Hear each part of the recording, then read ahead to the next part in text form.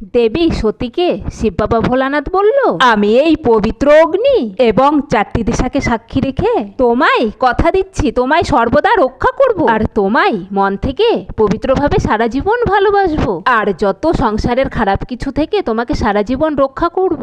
যদি এই জীবনের পথে কাটা বিছানো থাকে, আমি তোমাকে কোলে করে নিয়ে পার হয়ে তোমার ইচ্ছে পূরণ করব।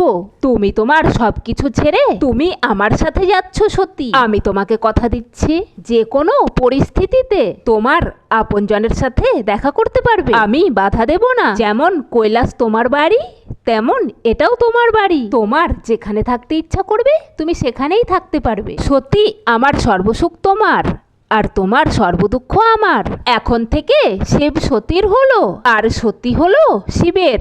শিব সতী। এবার সতী মাতা শিবকে কথা দিল, আর আমি আমার মহাদেব আমার শিবকে সাক্ষী রেখে ঘরণী হওয়ার সম্পর্কে এই কথা দিচ্ছি যে আমি সর্বদা আপনার মান সম্মান রক্ষা করব।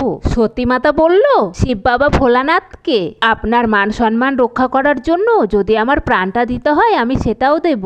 আমি সারা জীবন আপনাকে নিঃস্বার্থভাবে ভালোবাসবো। শিব বাবা ভোলানাথকে বলল, আপনি আমাকে যেইভাবে রাখবেন আমি তেমন করেই থাকবো। এখন থেকে শিব সতীর হলো, সতী শিবের হলো।